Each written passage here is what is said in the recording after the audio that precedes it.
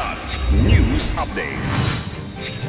Sa ating mga balita, sunod-sunod na insidente ng harassment sa West Philippine Sea, hindi sapat na rason para sa implementasyon ng Mutual Defense Treaty ayon kay Pangulong Ferdinand Marcos Jr. Isa patay, 2 sugatan sa banggaan ng motorsiklo at dump truck sa Iloilo. Singil sa kuryente ng Meralco, bababa ngayong buwan ng Marso. Ako po si Cesar Soriano, kasama ang buong puwersa ng Kidlat News Channel para ihatid ang mga nangungunang balita sa buong kapuluan ngayon. Hindi sapat na rason ang nangyaring harassment ng China Coast Guard o CCG sa mga barko ng Pilipinas sa West Philippine Sea o WPS nitong Martes para sa implementasyon ng Mutual Defense Treaty ng Pilipinas sa United States ayon kay Pangulong Ferdinand Marcos Jr. Gayunpaman, nagpahayag ng pagkaalarma ang Pangulo dahil may mga nasaktang individual sa huling pag-atake ng CCG. Para naman kay NTF-WPS spokesperson Jonathan Malaya, mistulang sirang plaka ang China sa kanilang patuloy na panggigipit na mayroong karapatan ng kanilang bansa sa Ayungin Shoal. Samantala, sa isang statement, sinabi ng Department of Foreign Affairs o DFA na isa sa kanilang demand sa meeting kasama ang isang Chinese diplomat nitong Martes ay tanggalin lahat ng Chinese vessels sa Ayungin Shoal.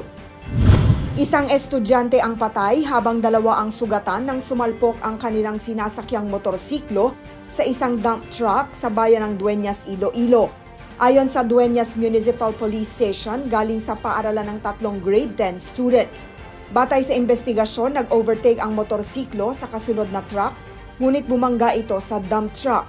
Dinala sa ospital ang 3 sakay ng motorsiklo, ngunit namatay ang 14 anyos na rider.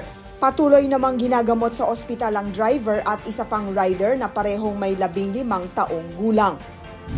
Isang good news para sa customers ng Manila Electric Company o Meralco. Ayon kay Meralco spokesperson Joe Zaldariaga, nakikita ng power provider na posibleng bumaba ang generation charge ngayong buwan ng Marso. Gayunpaman, nilinaw ni Zaldariaga na hindi pa rin natatanggap ng Meralco ang billing mula sa kanilang supplier kaya hindi pa niya matitiyak kung ilan ang magiging bawas sa electric bill. Saad ng spokesperson, ang inaasahang pagbaba ng generation charge ay dahil sa pagbabalik operasyon ng San Buenaventura Power Plant matapos sumailalim ito sa maintenance at ang pagbaba ng presyo sa Wholesale Electricity Spot Market o WESM. Kasama rin sa decrease ng expected electricity rate ang refund mula sa incremental generation charges dahil sa pagbabago ng presyo ng natural gas.